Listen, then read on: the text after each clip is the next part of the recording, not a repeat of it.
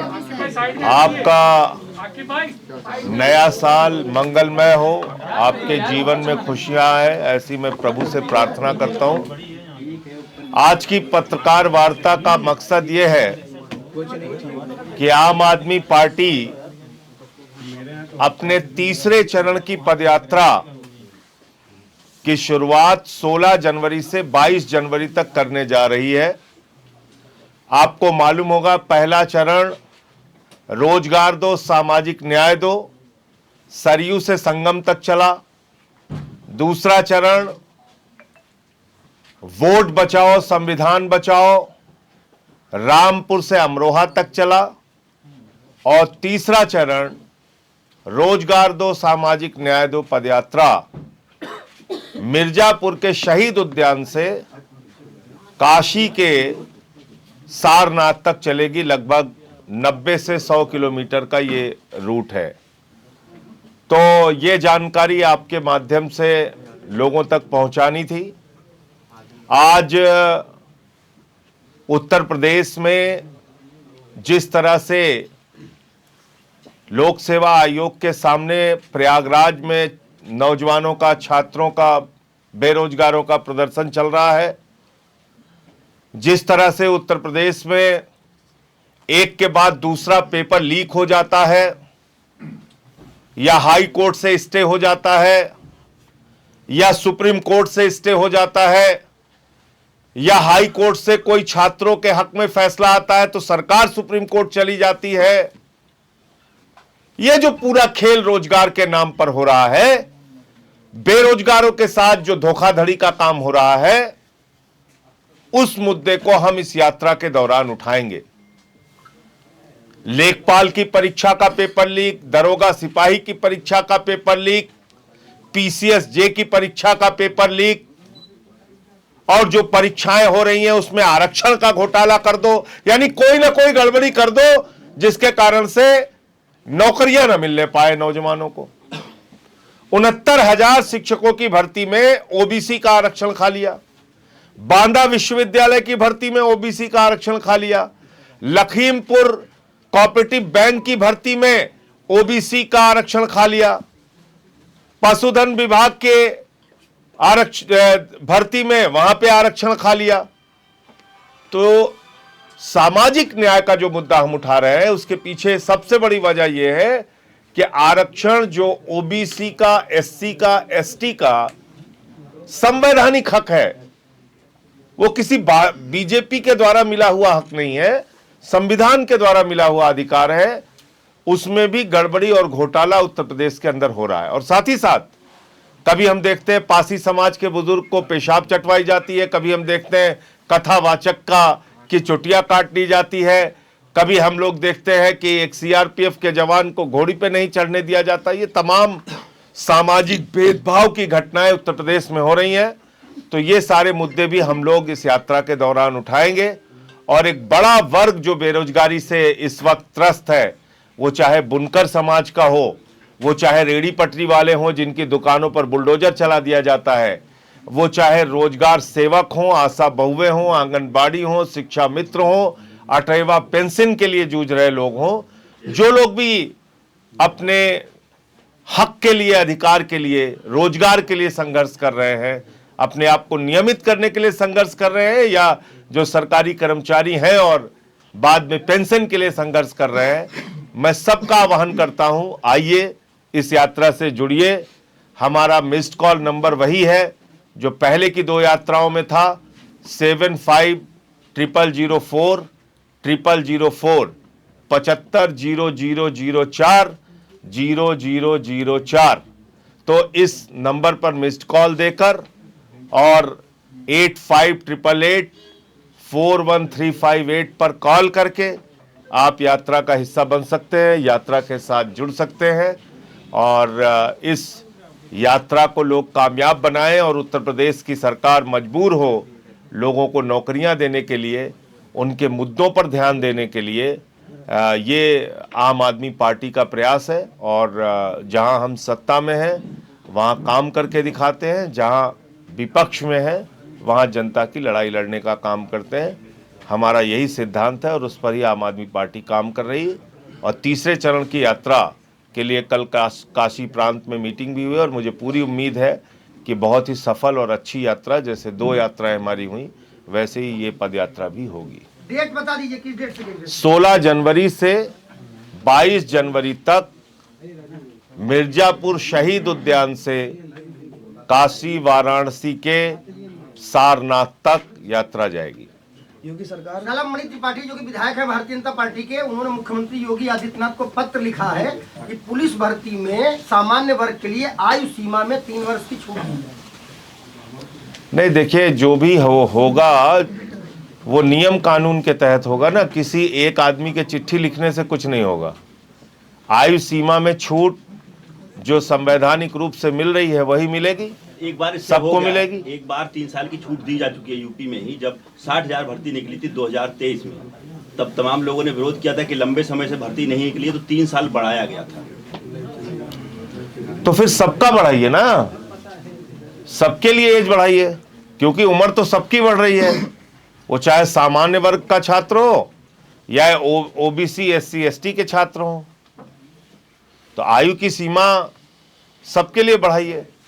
उनको जो पहले से छूट मिली है ओबीसी SC ST को, उसमें भी और बढ़ाइए सीमा। सामान्य वर्ग की बढ़ाना चाहते हैं तो उनकी भी बढ़ाइए। और भर्ती नहीं निकली, ये किसका दोष है? भर्ती नहीं निकली उसके लिए कौन जिम्मेदार है? भारतीय जनता पार्टी की सरकार जिम्मेदार है, योगी आदित्यनाथ जी की सरकार जिम्मेदार है। एक तरफ आप पिछड़े वर्ग के लोगों का आरक्षण खा रहे हैं, उसमें कोर्ट का फैसला आ रहा है। मैंने वो मामला पार्लियामेंट में उठाया था 69,000 शिक्षक भर्ती का, और आज तक वो भर्ती फाइनल नहीं की गई। तो इसका भी निस्तारण कीजिए ना। योगी सरकार 125 करोड़ निवेश के साथ में खाद्य प्रसंस्करण इकाइयां लगाने की बात कर रही है, इससे आय दुगनी होगी किसानों की, ऐसा कह रहे योगी आदित्यनाथ। देखिए भैया, हमने इसी प्रदेश में देखा है 5 रुपए और यहाँ तक कि शायद 50 पैसे या 1 रुपए तक का चेक किसानों को मुआवजे के रूप में बांटा गया था, उनको अपमानित किया गया था। हमने इसी प्रदेश के अंदर देखा है गन्ना मूल्य के लिए किसानों को लाठी खाते हुए। हमने इसी प्रदेश के अंदर देखा है खाद की एक बोरी के लिए लंबी लंबी लाइनें लगाते हुए और किसान की मौत होते हुए। तो अब ये किसानों को बढ़ावा देने के लिए, खाद्य प्रसंस्करण के लिए 125 करोड़ रुपए देने की उनकी क्या योजना है, क्या ज़मीन पर उतर के आती है, वो देखना होगा। क्योंकि जब यहाँ पे इन्वेस्टर समिट होती है तो दावा किया जाता है उत्तर प्रदेश में 40 लाख करोड़ रुपए का इन्वेस्टमेंट होगा। अब 40 लाख करोड़ रुपए में तो उत्तर प्रदेश स्वर्ग बन जाएगा। जमीन पे 40 करोड़ भी नहीं आता है। तो इसलिए दावों और हकीकत में जो फर्क है वो समझने की जरूरत है। उत्तराखंड सरकार की महिला मंत्री के पति बिहार से दुल्हन खरीद कर लाने की बात कर रहे हैं। हाँ, तो यही सब तो इनकी भावना है भाई। महिलाओं के प्रति इनकी जितनी गंदी सोच है उसकी आप कल्पना नहीं कर सकते। अंकिता भंडारी का मामला सामने आया, उन्नाव का मामला सामने आया, इतने अनेक मामले सामने आए जिसमें कि आपको साफ तौर पे दिखता है कि भारतीय जनता पार्टी या उनके नेताओं के मन में महिलाओं के लिए कोई सम्मान नहीं है। और ऐसी बातें वो ऐसे हरियाणा का भी एक इनका नेता बोल चुका है बिहार के लोगों के लिए। बिहार इस देश का हिस्सा है, बिहार के महिलाओं का सम्मान है, वहाँ के लोगों का सम्मान है, वहाँ के नागरिकों का सम्मान है। आप ऐसे रोज वहाँ की महिलाओं को अपमानित करेंगे और ये सीखते हैं सब प्रधानमंत्री जी से। प्रधानमंत्री जी एक रैली में गए थे तो उन्होंने मुजरा जैसे शब्द का इस्तेमाल किया था, बिहार के अंदर ही किया था। अभी 3-4 दिन पहले का एक वीडियो आया है गाजियाबाद का, उसमें बेचारे बिहार से करीब 15-17 साल से आके लोग वहां रह रहे हैं साहिबाबाद में। अब वो बिहारी को कह रहे हैं तुम बांग्लादेशी हो। और उत्तर प्रदेश की इतनी शानदार पुलिस है उत्तर प्रदेश की, धाए धाए ठाए ठाए क्या क्या नाम इनका दिया गया है। तो धाए धाए ठाए ठाए वाली पुलिस कहती है मोबाइल तुम्हारे पीठ पे लगा रहे हैं, तुम्हारी नागरिकता पता चल जाएगी किस देश के हो। आपने मजाक बना लिया है, सिस्टम का मजाक बना दिया है। एक इनके मंत्री हैं 20 लोग मर गए गंदा पानी पीने से, उनको शर्म नहीं आती। नगर विकास के मंत्री हैं कैलाश विजयवर्गीय जी इंदौर में, उनको घंटा फर्क नहीं पड़ रहा है। उनको जो है वो कह रहे हैं ये सवाल फोकट का सवाल है।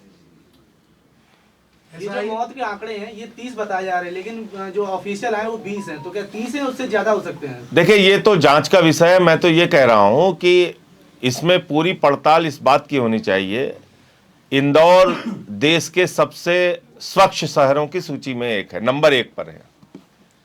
और वहां ये गंदे पानी की शिकायत कोई एक दिन की नहीं है, ये लंबे समय से वहां इस शिकायत आ रही थी। तो अगर लंबे समय से वहां गंदे पानी की शिकायत आ रही थी, उस पे कौन कौन से अधिकारी हैं जिन्होंने कार्रवाई नहीं की, कौन कौन से लोग उसके लिए जिम्मेदार हैं, तो उन सब के ऊपर कार्रवाई तय होनी चाहिए, उनके ऊपर कार्रवाई। तो 2 अधिकारी और ये हत्या है। देखिए एक होती है लापरवाही, एक होती है लापरवाही के कारण हत्या। लापरवाही के कारण हत्या का मामला है ये। एसआईआर को लेके 6 जनवरी को ड्राफ्ट पोल इलेक्शन कमीशन निकालेगा। आपकी पार्टी की क्या तैयारी है? डिटेक्शंस जो भी डिलीट हुए हैं उसकी आपकी पार्टी में ऐसा कोई वॉर रूम है जिससे वो चेक करेंगे? देखिए बिल्कुल करेंगे, और हमने अब तक सबसे आगे बढ़कर इस मामले को उठाया है। और ये बड़ी अजीब बात है कि राज्य सरकार के कर्मचारियों ने 2 काम किया। एक, ग्रामीण चुनाव संपन्न कराने के लिए, जिला पंचायत और ग्राम पंचायत बीडीसी का चुनाव संपन्न कराने के लिए उन्होंने ग्रामीण मतदाताओं की सूची तैयार की राज्य निर्वाचन आयोग ने। इसी राज्य सरकार के कर्मचारी, इसी योगी सरकार के कर्मचारी, और उन्होंने बताया कि ग्रामीण मतदाताओं की संख्या है 12 करोड़ 69 लाख। 12 करोड़ 69 लाख। और एक केंद्रीय निर्वाचन आयोग की देखरेख में एसआईआर चलाया गया जिसमें ग्रामीण और शहरी दोनों मतदाताओं की संख्या का आकलन किया गया, और वो कहा जा रहा है 12 करोड़ 55 लाख। तो ये तो बड़ी मतलब आश्चर्य की बात है, हैरान करने वाली बात है कि एक ही राज्य सरकार के कर्मचारी ग्रामीण मतदाताओं की संख्या बता रहे हैं 12 करोड़ 69 लाख, और उसी राज्य सरकार के कर्मचारी जो एसआईआर कर रहे हैं वो ग्रामीण और शहरी दोनों मिला के बता रहे हैं 12 करोड़ 55 लाख। तो शहरी मतदाता जो 4 करोड़ के ऊपर है वो कहां चले गए? वो कहां चले गए? ये तो बड़ी अजीब सी बात है जिसके बारे में मुख्यमंत्री जी को बयान देना चाहिए आके। मोदी योगी का ऐसा करिश्मा है, 4-4 करोड़ लोग गायब हो जा रहे हैं। 4-4 करोड़ लोग, जनसंख्या नियंत्रण पता ही नहीं है। नहीं, उस जनसंख्या नियंत्रण में सब निपट रहे हैं, ये भी ध्यान रखिएगा, सबको निपटा रहे हैं। और एक बात समझिए, 1 करोड़ 26 लाख आपने शिफ्टेड की कैटेगरी में रख दिया। आपने पता किया कि जो व्यक्ति गाजीपुर का, बलिया का, सुल्तानपुर का, फैजाबाद का, लखनऊ का जो व्यक्ति जाके रह रहा है अहमदाबाद में, सूरत में, चेन्नई में या मुंबई में, उसका वहां पर वोट बना भी है कि नहीं बना है? आपने ये जानने की कोशिश की? नहीं की। और 1 करोड़ 26 लाख लोगों के आपने कहा कि ये शिफ्ट हो चुके हैं, तो अपने मताधिकार से ही वंचित हो जाएगा, ना यहां पे वोट दे पाएगा, ना जहां गया वहां वोट दे पाएगा। दूसरी बात, 84 या 86 लाख लोग करीब हैं जिनको आपने डाल दिया अनट्रेसेबल के कैटेगरी में, यानी मिले ही नहीं। अब ये कैटेगरी क्या है? जो बीएलओस के ऊपर दबाव बना, उन्होंने घर बैठे कह दिया नहीं मिले, नहीं मिले, नहीं मिले, कट गया आदमी। अब घूमते रहो तुम, बाप दादा के जन्म प्रमाण पत्र दिखाते रहिए आप अपना वोट बनवाने के लिए। तो इस प्रकार से जो गड़बड़ियां की गई हैं, ये तो मैं बार बार इस बात को कह रहा हूं कि ये सीधा हमला लोकतंत्र के ऊपर है, चुनावी प्रक्रिया के ऊपर है। चुनाव आयोग को एसआईआर कराने का कोई संवैधानिक अधिकार नहीं है, और अभी आरटीआई में भी उन्होंने कहा है कि हम तो ये गवर्नमेंट के आदेश पे कर रहे हैं, उनको कोई संवैधानिक अधिकार नहीं है। यानी कि मोदी योगी के आदेश पर, केंद्र सरकार के आदेश पर ये चल रहा है मामला। संजय जी, देवरिया जेल में अमिताभ ठाकुर को रखा गया है, वो आमरण अनशन पे हैं अभी तक, और उनके आरोप बहुत बड़े हैं सरकार पे। क्या देखिए, मैं ये देख रहा हूं कि उनके साथ जो एक आदमी आईजी लेवल का अधिकारी रहा, आईपीएस रहा, अमिताभ ठाकुर जी के साथ बार बार ऐसी जिसको कहा जाए कि प्रशासनिक गुंडागर्दी उन्हीं के सिपाही, उन्हीं के पुलिस वाले करते हैं और उनको फर्जी मामलों में फंसा के जेल में डाला जाता है। परेशानी ये है कि जो मुद्दा वो उठाते हैं उससे सरकार परेशान होती है। तो बजाय इसके कि उसका समाधान करें, उनके साथ इस तरह से डील करना, उनको दबाना, उनको जेल में डालना, ये बहुत ही अपमानजनक है और गलत है। उनके साथ ये एक जिसको कहा जाए तानाशाही पूर्ण आचरण है सरकार का, और उनको छोड़ना चाहिए, उनसे माफ़ी मांगनी चाहिए प्रशासन को। प्रयागराज में माघ मेले में स्वर्गीय मुलायम सिंह यादव जी की तस्वीर प्रशासन ने नहीं लगने दी, इसको आपकी पार्टी कैसे देगी? कहाँ पे? माघ मेले में वहाँ पे एक नेता है संदीप यादव, जिन्होंने पिछली बार बहुत दूध पिलाया, बहुत कुछ काम किया, लेकिन अब की बार स्वर्गीय मुलायम सिंह यादव जी की तस्वीर प्रशासन ने नहीं लगने दी, इसको आपकी पार्टी कैसे? नहीं, वहाँ तो सभी संस्थाओं और राजनीतिक दलों के द्वारा शिविर लगाया जाता है और उसमें लोग अपने नेताओं की या जो धर्मगुरु होते हैं उनकी भी फोटो लगाते हैं। तो इसमें किस बात की आपत्ति है, मुझे समझ में नहीं आ रहा है।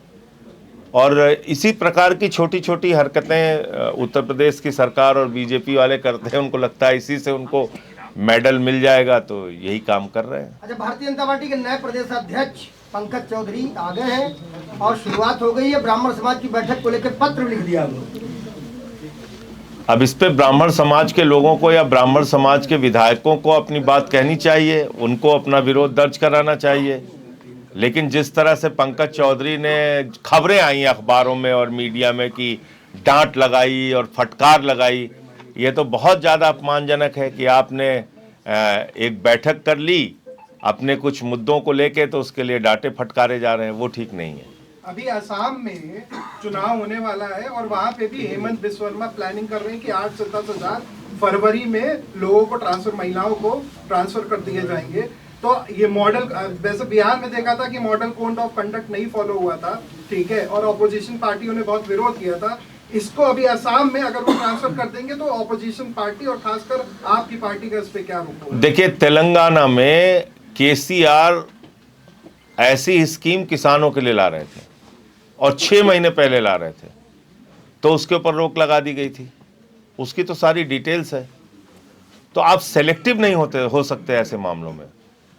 अगर चुनाव आयोग को लगता है कि भाई किसी सरकार ने नीतिगत फैसला लिया है, वो बात अलग है, लेकिन अगर कोई इंटेंशन है उसके पीछे सिर्फ चुनाव जीतने का, तो उसको तो चुनाव आयोग को गंभीरता से लेना चाहिए। और एक और सवाल मेरा है, अभी जैसे बहुत सारे पत्रकार थे जिसको हम गोदी मीडिया हाईलाइट करते थे, उसमें से कुछ पत्रकार अब सरकार के खिलाफ बोल रहे हैं, इसको आप कैसे देखते हैं? लखनऊ, अब हमारे यहाँ अवधि में एक कहावत है कि भीतरा का मार दहिजरऊ जाने, तो अब उससे ज्यादा और कुछ नहीं कहेंगे। भीतर की क्या मार है तो वही लोग बता सकते हैं। देवकीनंदन ठाकुर के विरोध के बाद बीसीसीआई ने निर्देश दिए हैं शाहरुख खान की टीम को कि मुस्तफिजुर रहमान को हटा दिया। तो ये पहले से सो रहे थे क्या? बीसीसीआई वाले जो हैं ये पहले कुंभकर्ण की नींद सो रहे थे क्या? अच्छा, मुझे आप बताइए, कल से मैं एक सवाल पूछ रहा हूं, किसी ने जवाब नहीं दिया कि भाई शाहरुख खान ने क्रिकेट का खिलाड़ी रख लिया, वो देशद्रोही है, और हमारे प्रधानमंत्री ने शेख हसीना को रखा हुआ है, तो वो क्या है? उनको किस संज्ञा, किस उपाधि से आप नवाजेंगे? ये भी छोड़ दीजिए आप।